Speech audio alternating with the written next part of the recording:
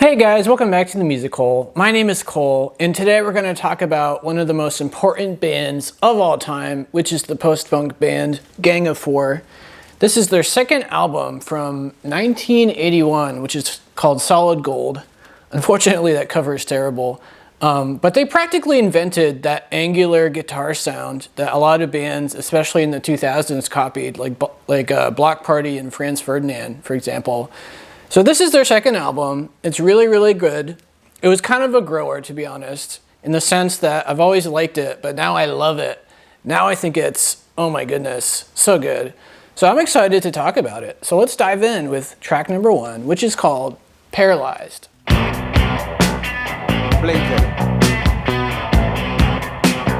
Paralysed.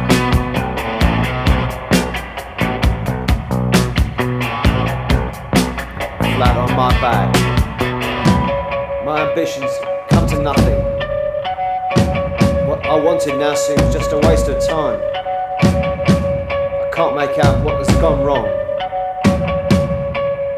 I was good at what I did.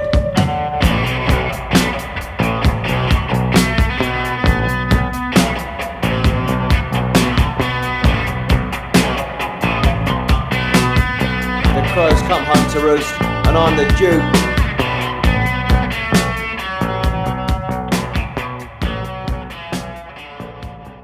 Yeah, I totally relate to this poor guy. Basically, it sounds like he tried really hard at whatever was his passion. Maybe he was a musician or something. Whatever he was doing, he knew that he was really good at it. He actually took the time and effort to get good at it.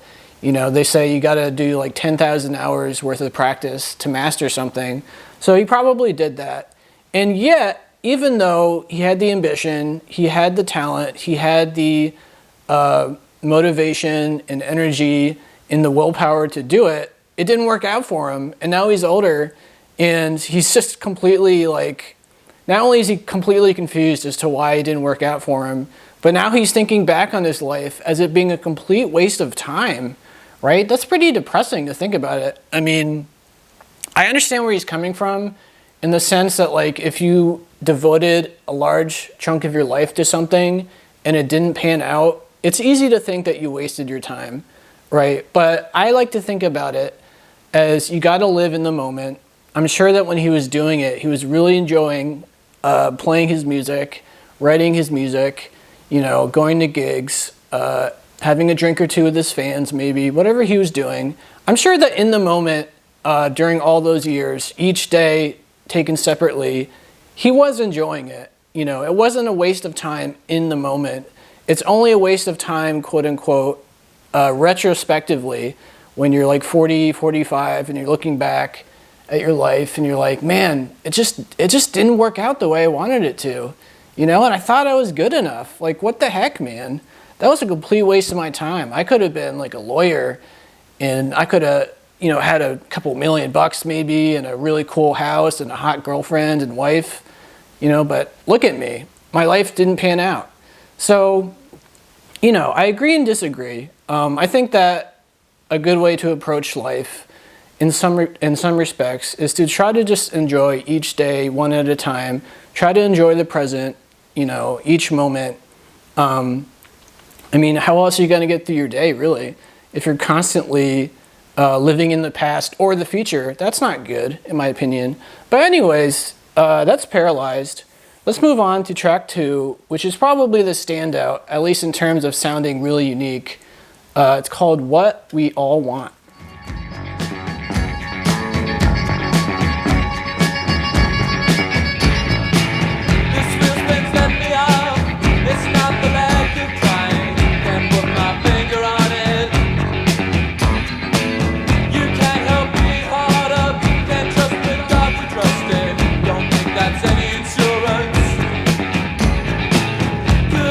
Happy with something else.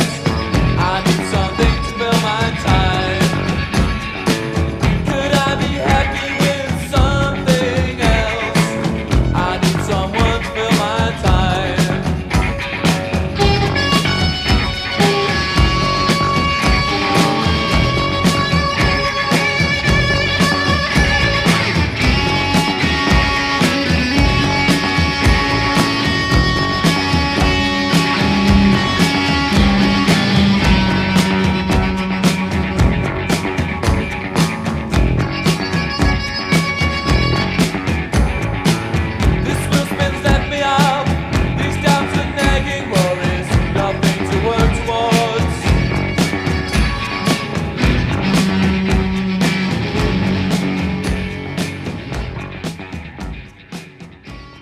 All right, so I just love the drumming on this song. It's just so darn memorable. It's definitely one of my favorite post-punk songs of all time, definitely from this album at least.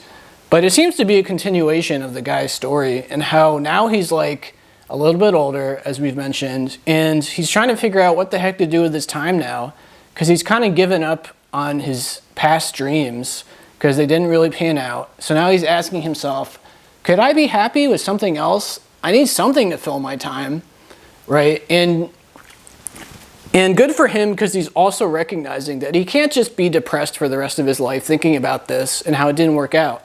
Because he says, you can't help being hard up. You can't trust the gods we trusted. Don't think that's any insurance.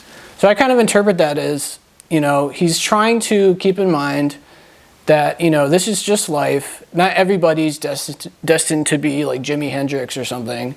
Right? Sometimes you're just a cog in the machine and you matter, but only in a very local, small way, like maybe with their friends and family or with their community. And it's just human nature for some reason to want to matter to like millions of people, right? Mattering to your friends and your lover and your family and your community and your coworkers never seems to be enough for a lot of people. There's always that desire to be brighter and bigger and better and all that kind of stuff, which is basically what drives celebrities, I would imagine. That's probably why they are where they are, is because they're constantly wanting to be like the guy or the girl in whatever field. So this poor guy, he's older now, and he doesn't really know what to do with himself because he's devoted most of his life to something he loved and it didn't work out. So now he's kind of like left scratching his head as to what the heck he's going to do for the rest of his life. And it probably sounds like he's going to do something he hates just to pay the bills. So this poor guy. But anyways, and of course what we all want being the name of the song alludes to the whole like wanting to matter to more people thing that I mentioned. But anyway, so let's move on to track 3, which is called If I Could Keep It All for Myself.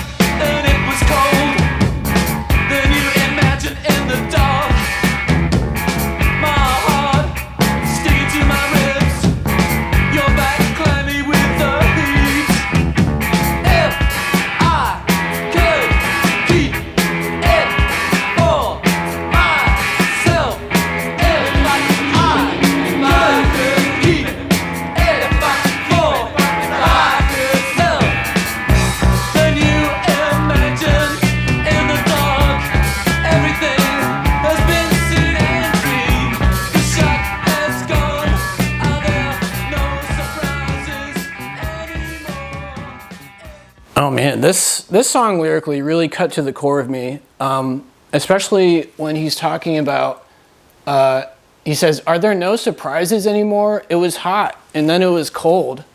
Man, that really cut to the core of me because I think about that a lot lately, how there really aren't very many surprises in life anymore. You just kind of know what the deal is. Even if you go on like some cool vacation somewhere that you've never been before, you kind of generally know that like, okay, you're going to see some cool views and you're going to see some old buildings with cool architecture and you're going to have really good food for dinner at the hotel or whatever. They're variations on the same thing, in other words. So like if you've seen one cool mountain, you've probably seen every cool mountain. If you've seen, really interesting works of art from like the ancient world in a museum, you've seen all the other ones. They're just variations. So this guy, I mean, that's going a little far, I know, but it's kind of what this guy's thinking, and I can identify with him, where he's just kind of like blasé. He's just going through life, not really being amazed, not really even being like super depressed either. He's just kind of like whatever, you know. Even probably like sleeping with a girl is no longer very exciting to him, you know.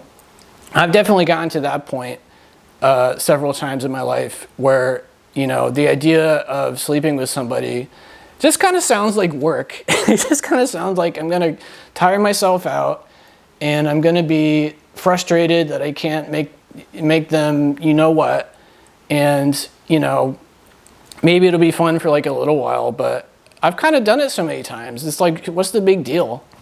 So this poor guy, I mean, geez Louise, not only has his life not panned out the way he wants, but now he's just going through the motions. Nothing is speaking to him, you know, and I've definitely been there, so I can identify with him, this poor guy. But let's move on to track 4, which is called Outside, the Trains Don't Run on Time.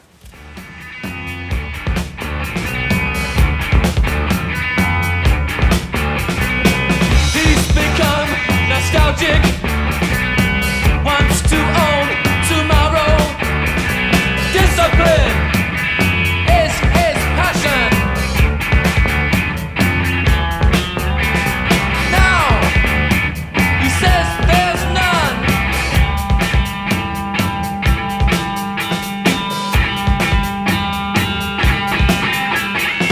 Outside the trains don't run on time. He believes it's no coincidence. He thinks some cloud will drag him down. Oh, it's no castle. He wants his wife to run and fetch order. He's obsessed with order, order.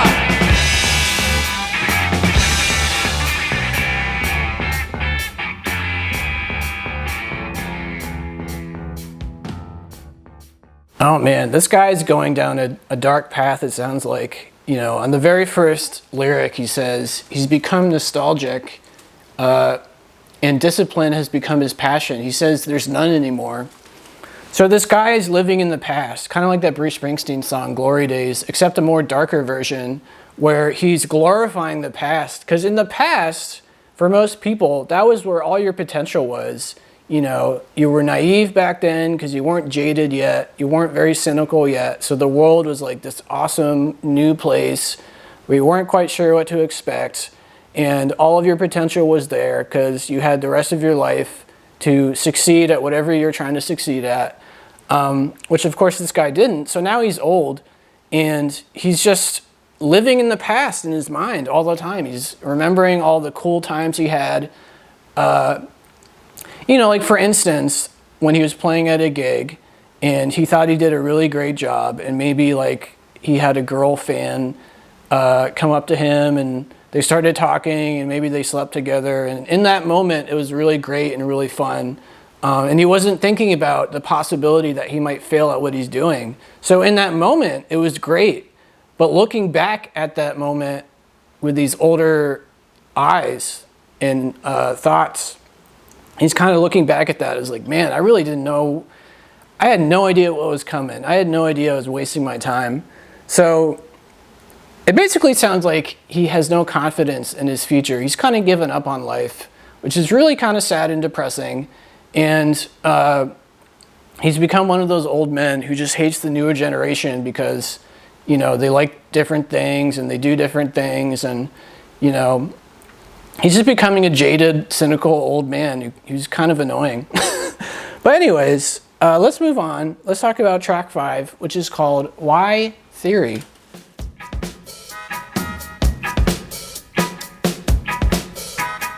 We've all got opinions. Where do they come from?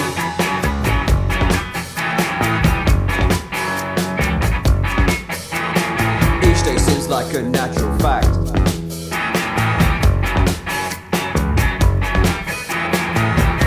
And what we think changes how we act.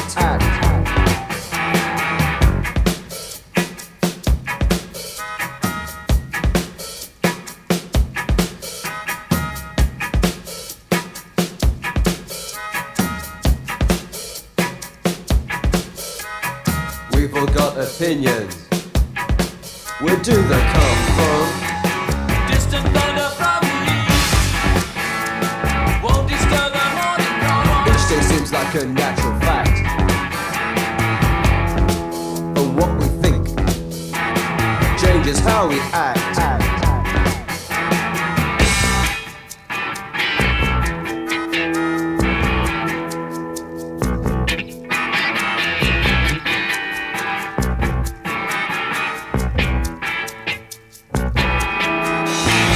So to change ideas changes what we do.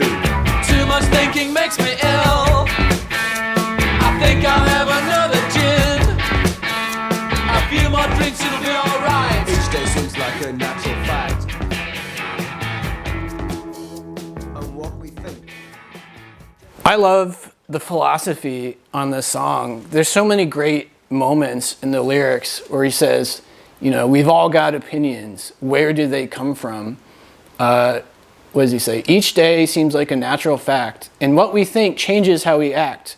So to change ideas changes what we do.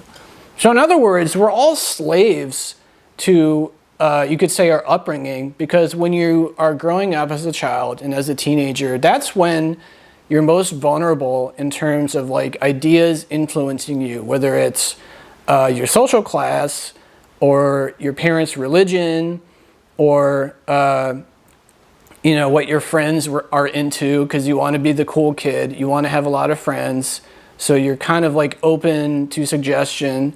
You're trying to please these cool kids, so you do all of these things which affect your behavior and which affect your ideas. So like basically by the time you're 20, 25, you know, you've been morphed into a certain kind of human with certain ideas and a certain perspective on life, with a certain personality, and it's really, really hard to get out of that. So for example, here in America, here's another political tangent. So basically, you know, you've got the far left people, and then you've got like the far right people as extreme examples. And the reality of life is, which is what this guy's getting at, is you're never going to change a leftist into someone on the right. You're never going to change someone on the right into someone on the left. That's just how they were brought up. And it's virtually impossible to do that. I mean, every now and then you hear a story about like, oh, some Christian converted to Judaism or Islam or something. But for the vast majority of people, whatever you are at 20 is kind of how you are for the rest of your life, with like very minor changes after that, I would argue. So you know, it is kind of funny to think about how we humans like to think that we're right. You know, everybody likes to think that their opinions are the right opinions, that they know what the deal is, but it's all just kind of bullshit if you think about it. It's all just based on our upbringing for the most part. You know, why do I like rock music so much on my channel? I almost never talk about rap or R&B or reggae or Middle Eastern music or African music. Well, that's mostly because I grew up in America and I'm a white guy and my parents played rock music and the radio played rock music. So, you know, so that's like a tangent for me personally. But anyway, this song makes me think of all these things, which I appreciate. I like philosophy in songs. But let's move on to, I believe, track 7, which is called The Republic.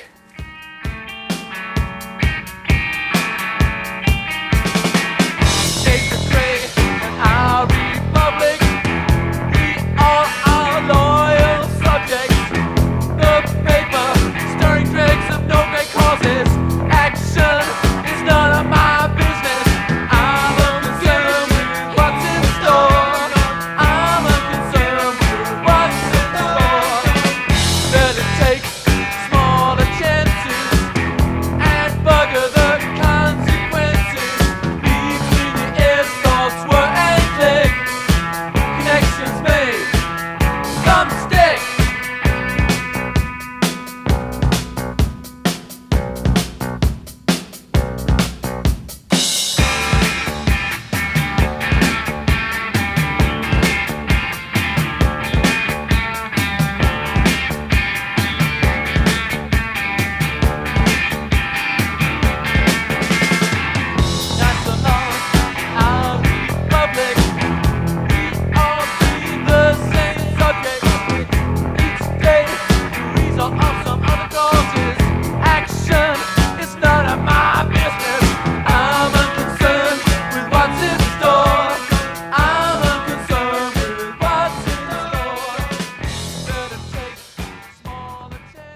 So this song is kind of a stab at all of those people who are kind of like me, if I'm being honest. And what I mean by that is he's calling out all of those people who are very kind of like proud of their country, but they don't ever take any action to make good changes. Like they don't protest, they don't organize, they don't make a conscious effort to constantly improve our nation. We just kind of like grew up in our country and we're like, yeah, I love America, or I love Britain, or I love Canada, or whatever. And we just kind of accept how things are. I mean, we might disagree with certain things, like, man, I wish gay marriage came sooner, because I believe in that. But we don't actually like take up arms and do something about it. So he's kind of calling people like me out who, as he says, action is none of my business. Each day we reason up some other causes. Better take smaller chances and bugger with the consequences. So in other words, people like me don't really take any big chances with our life. We just kind of coast along because it's not too bad for us, right? I can't argue with that. My life is not so bad. I'm not oppressed. I'm not like a victim of police brutality or anything. There's a lot of good things going for me, and I really should make more of an effort to improve the lives of others, my fellow citizens, my fellow Americans. And why don't I do it? I don't really know.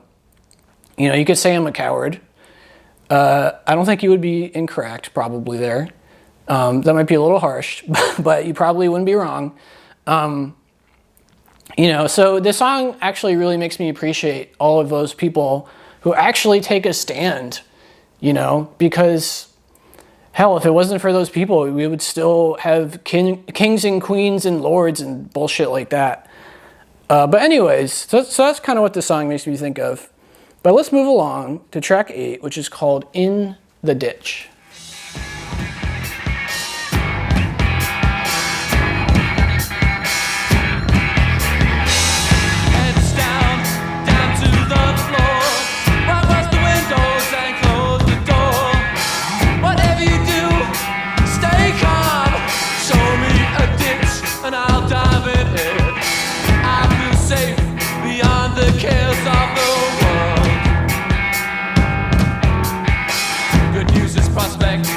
Excluding the 6 feet under.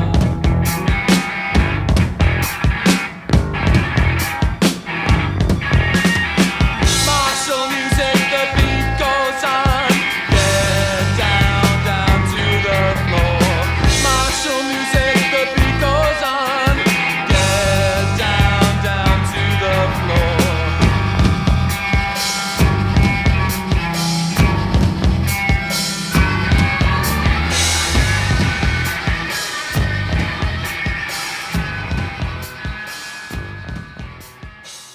So I actually really like this song. It's another kind of political song because what it makes me think of is you've got this character on this song who lives in a country that's being attacked. You've got kind of martial law going on is what it sounds like. And, there's air raid sirens going off now and then. So he's got to go hide in a ditch or something, I think is what he says. In other words, he's so used to it that he doesn't even question the reality of what's going on. In other words, like he doesn't question, like, why are we constantly at war with people? Why is there even war at all? Like, why did we normalize this? Why is this suddenly just what happens in our life? Because it sounds like the character in this song is just so used to this that he doesn't even stop to think about, like, well, do we have to be constantly having air raids?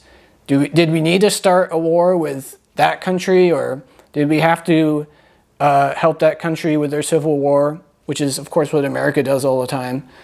So it's basically about a character who is not questioning the reality of his life. He's just accepting it, and he's not doing anything about it. Kind of like the character in the last song, who never takes any action to change anything. They just kind of go with the flow, So I think it's a really interesting song if you think about it like that, as it makes you wonder about all the things that are currently going on in your life right now that should be changed, but you're so used to them, you never even think to change them in the first place. And of course, one good reason for that is they're not affecting you personally. They're affecting your friends and neighbors maybe, but they're not affecting you. So your incentive to change them is less than the incentive of your friends and neighbors to change it, if that makes sense. But anyways, let's move on to my final clip, which is from track number 9. It's called A Hole in the Wallet.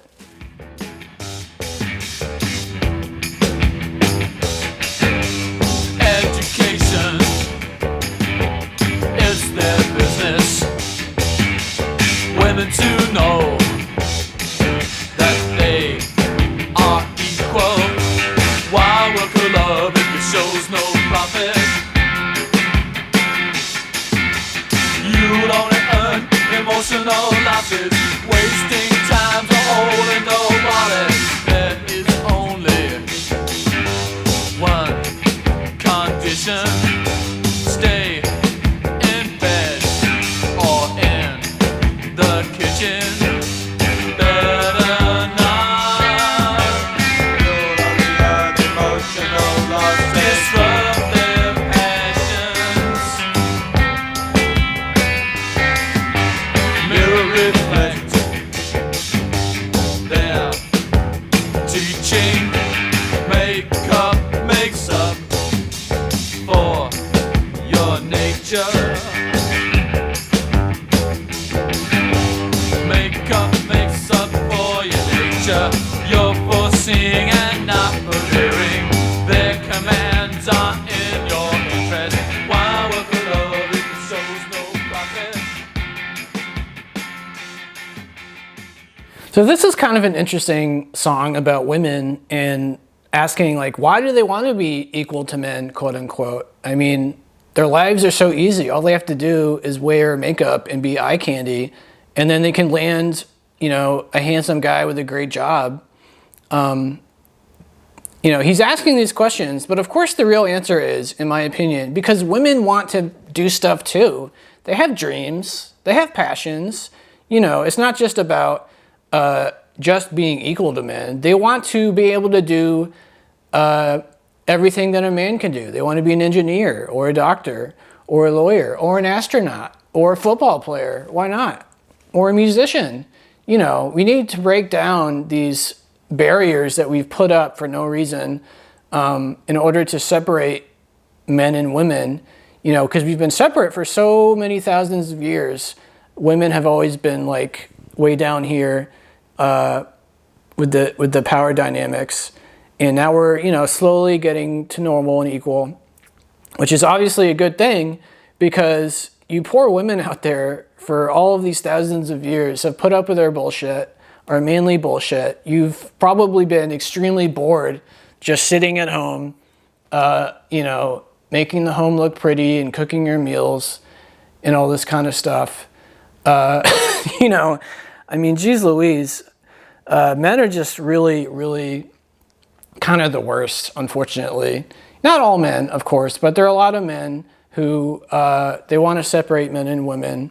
And on one hand, there's only one reason I can think of to explain that, really, which is that it's because of the sexual thing, right? There's sexual tension between men and women.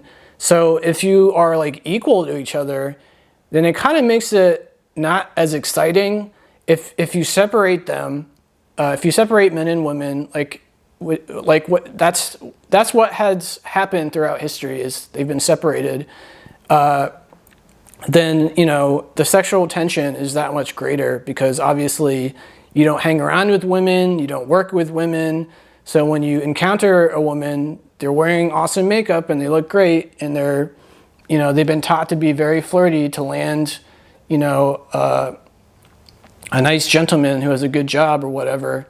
So, I mean, thank God we're equal right now, but I can sort of maybe understand the, you know, bizarre reasoning for separating the two, because, you know, there's just the fact of sexual tension, and men are very selfish creatures, and so we wanted to maximize that sexual tension, which is why it wasn't even until recently that we allowed, you know, like bikinis and things. Because you remember, I don't know if you know this, you probably know this, but back even in like the 20s and 30s, just showing a little bit of like leg skin was considered super forward, you know. And basically, as I mentioned, the only reason for that being the case was because men really wanted to make the sight of a naked woman to be like extremely awesome as can be. So the only way to do that was to completely fuck it up for women, so they can't be equal to men, they can't do the same things, and they can't wear the same things, and all that kind of stuff. So, you know, end of the story is, thank God we're equal now, because that was total bullshit. It was total man bullshit, which thankfully has been rectified for the most part, at least here in America. But anyways, so I appreciate it. Makes me thinking about this kind of stuff. So that's Solid Gold. It's a really unique sounding album, especially for when it came out in 1981. I mean, oh my God. I mean, I can't even think of anything that sounds like it just off the top of my head 40 years later. Wow, this is 40 years old. You know, they pioneered the angular guitar sound, which is really, really cool. And plus, they've just got a really interesting sound overall. As I've mentioned, this album is kind of a grower, I would say. I will say that track 1 and Cheeseburger are my least favorite songs. They both have a few great moments scattered throughout the songs, but as a whole, they're not my favorite. But anyway, so enough of me talking. Hopefully you guys liked the album. Let me know down below what you thought about it. And if you enjoyed my interpretations, please leave a like and subscribe. It'd really help me out. But yeah, that's Gang of Four. Check them out and have a good one.